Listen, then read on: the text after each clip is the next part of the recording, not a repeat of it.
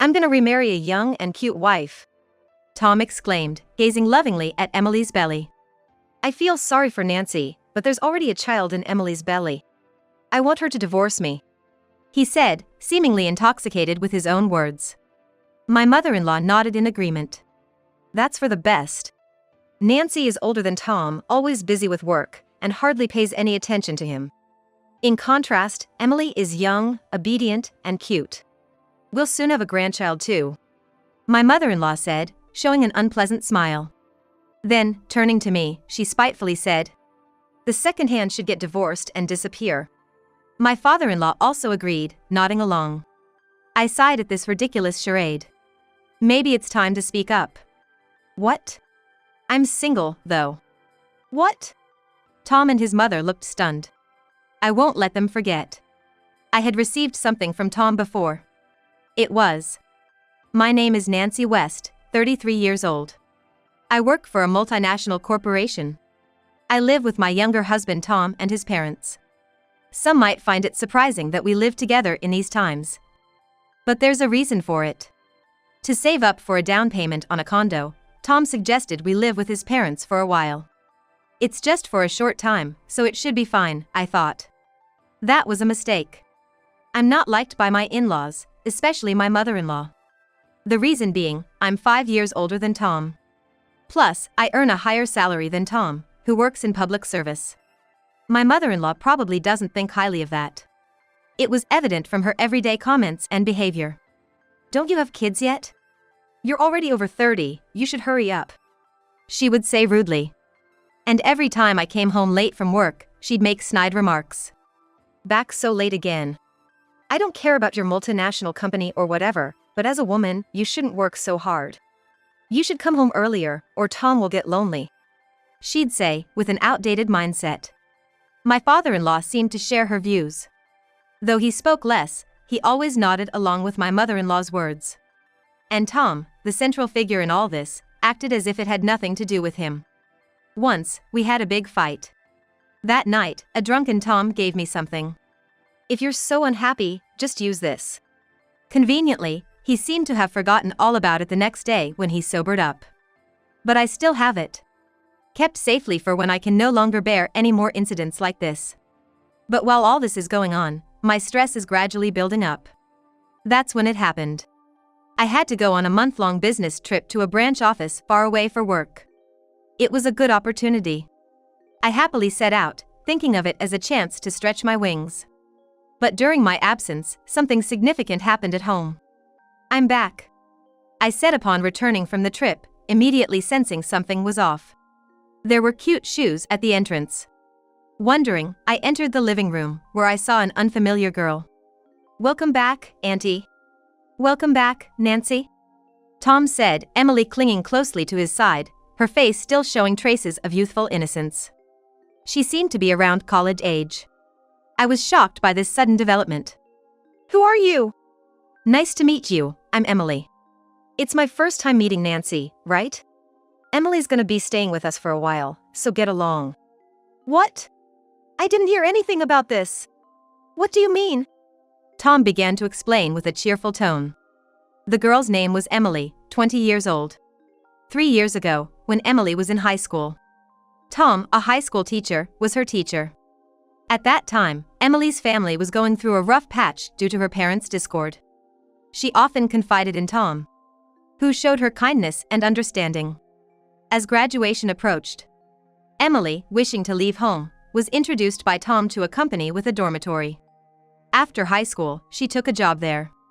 However, she faced harassment at work and was forced to resign.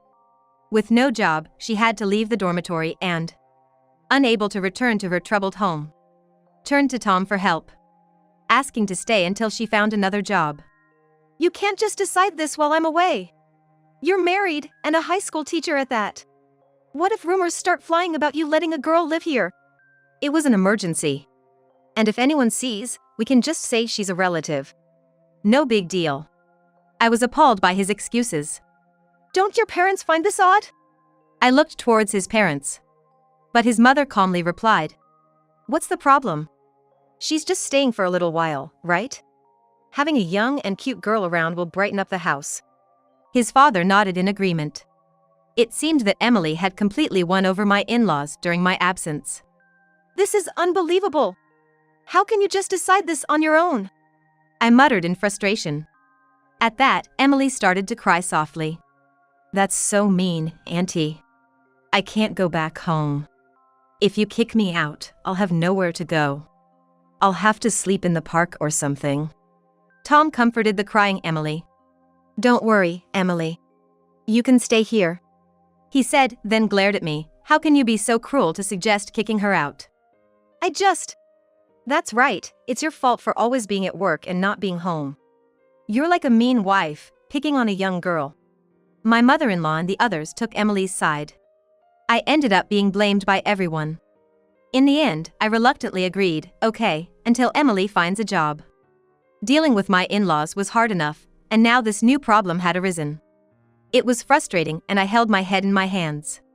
But this incident was just the beginning of a series of gloomy days to come. Some time had passed since Emily started living with us. However, she showed no signs of job hunting. Instead, she made herself completely at home. Auntie, I'm gonna take a shower first, she said lazily in her loungewear, fiddling with her phone. Annoyed, I admonished her.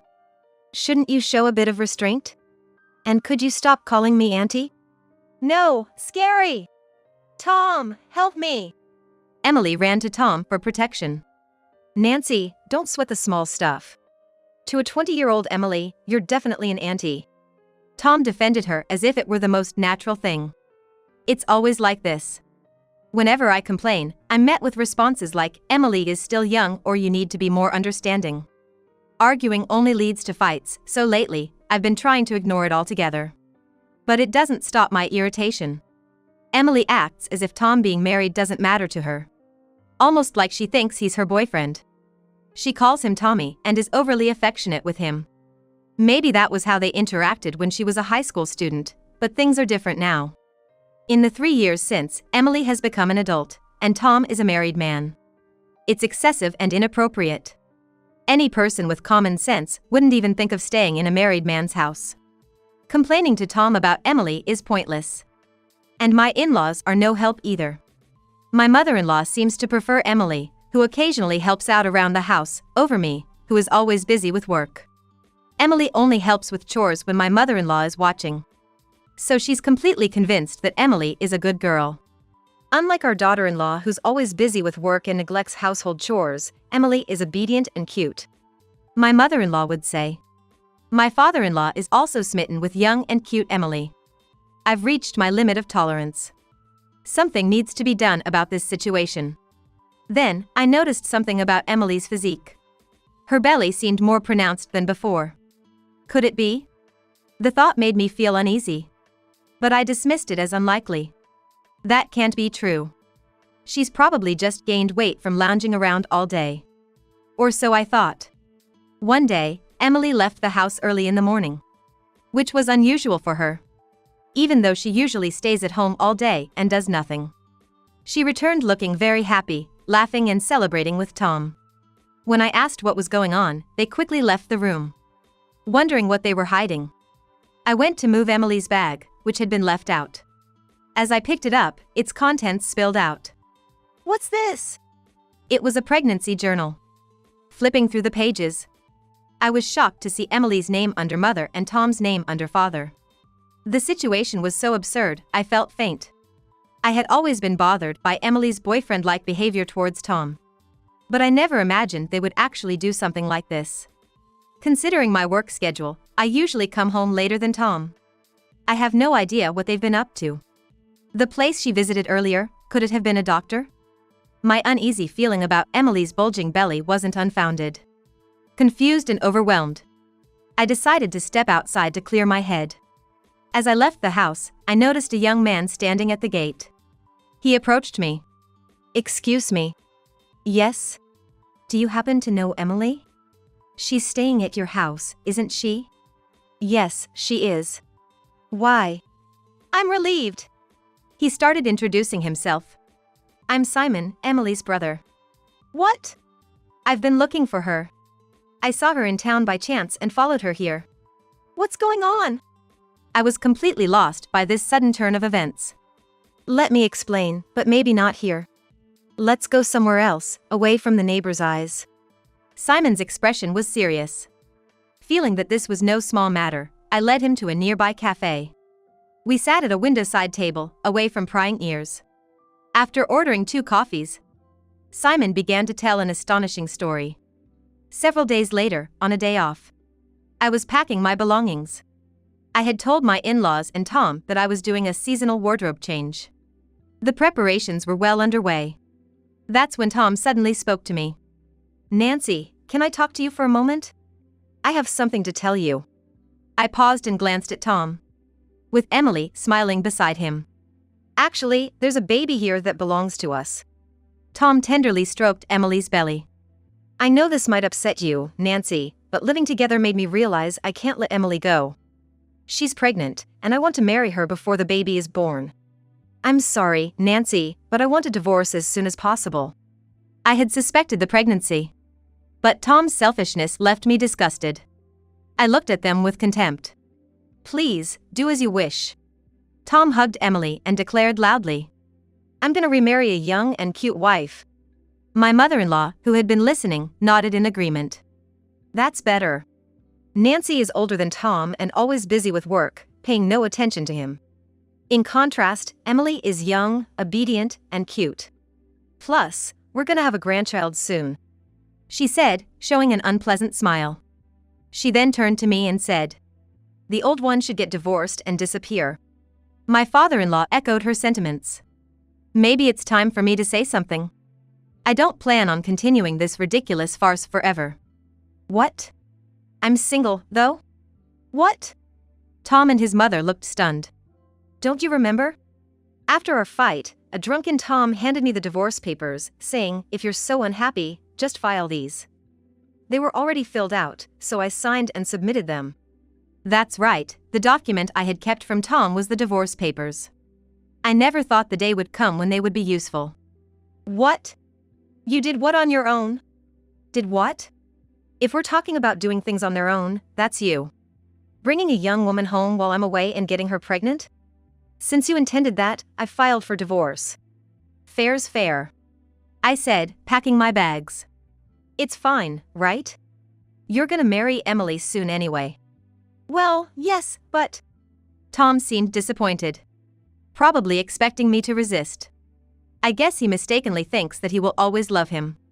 Did he think I would cry and cling to you, begging you not to leave? That's a joke. I've long since lost any feelings for a man like him. I standed up with my suitcase. Looking at Emily's belly, I said, you sure moved fast. Is there a reason you're rushing the marriage? Like, running away from something? Emily's face tensed. What do you mean? Never mind. Just remember, I can still claim alimony even after the divorce. Make sure you both pay up, I said with a smile, heading towards the hallway. Tom and Emily followed me. What do you mean by alimony? Of course I will. Your affair happened while we were still married. Have the money ready. Emily protested. It's your fault for ignoring Tom and going on business trips. Don't blame us for his loss of interest. Emily's reasoning was as selfish as Tom's. But it was useless to argue. Emily, that kind of logic won't work. I'll be going through a lawyer, so respond properly. Even if you do that, we won't, I said, interrupting her words. You know you can't just run away from this, right? Emily's face changed color. How do you know about that? I smiled slyly. Someone wanted to see you today. Your future will be in their hands. Who's that? I opened the front door. And there stood Simon.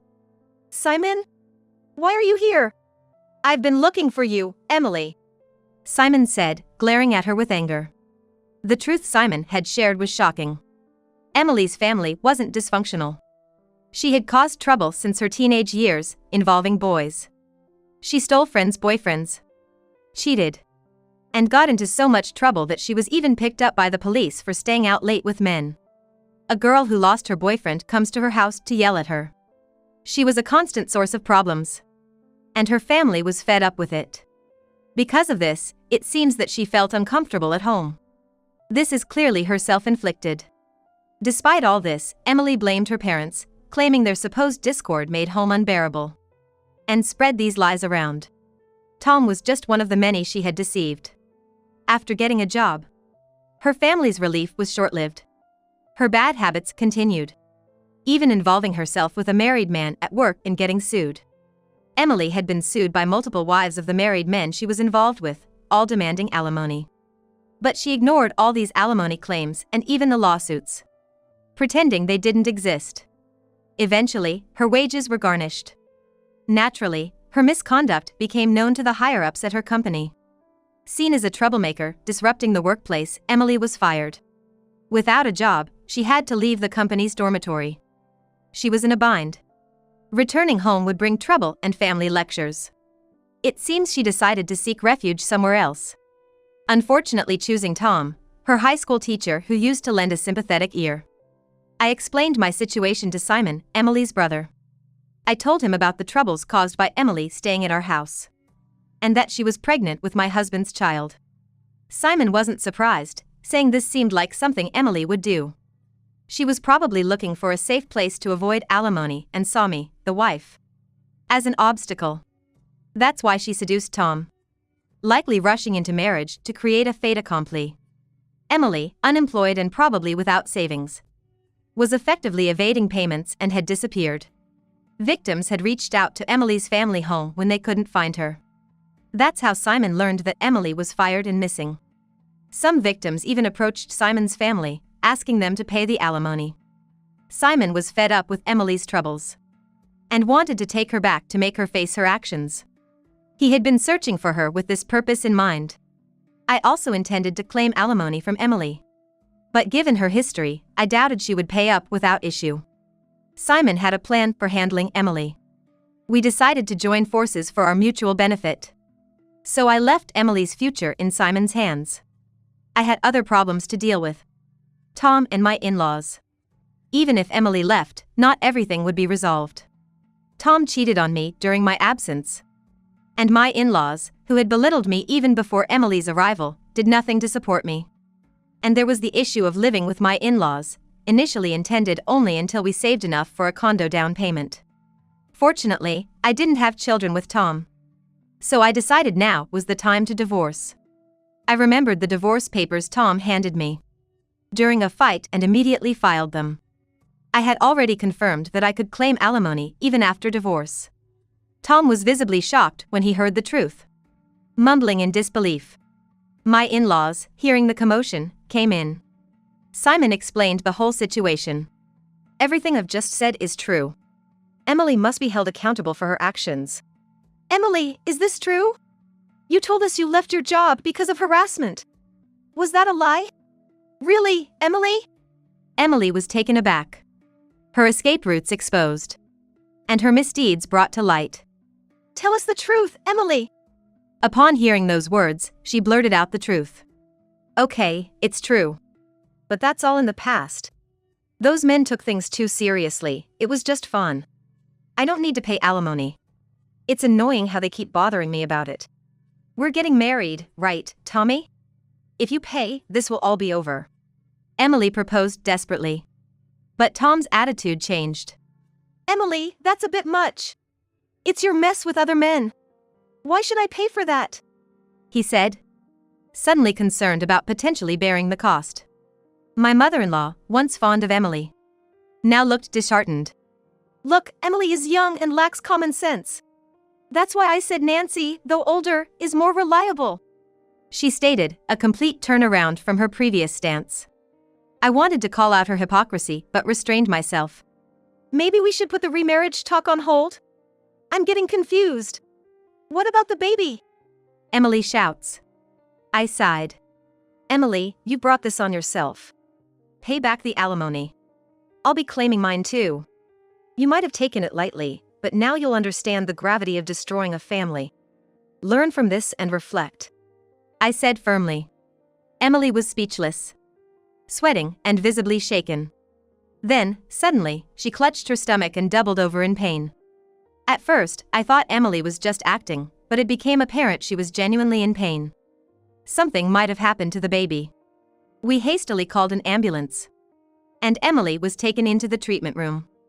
Simon, who received an explanation from the doctor, relayed the information to us in the waiting room. The cause was unclear, but Emily had miscarried. Tom visibly relaxed upon hearing the news, as if relieved that he no longer had a reason to marry her. The in-laws reacted similarly.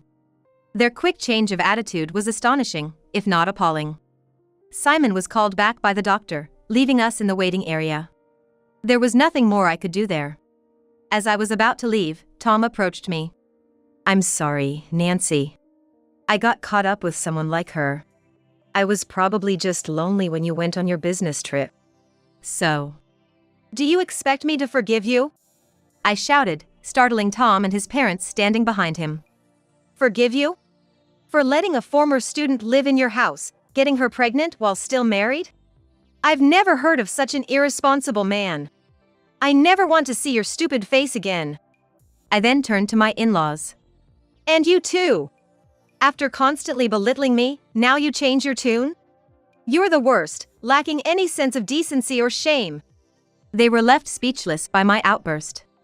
Fed up, I swiftly left the hospital to return to my parents' house, trying to calm my boiling anger. Later, I learned Emily was taken back to her family home by Simon after her discharge. Her parents were furious. The stress Simon and his parents had endured cleaning up Emily's messes over the years was immeasurable. As Simon had previously mentioned, Emily's future had already been decided. She would work at a small, isolated hotel on a remote island owned by a relative.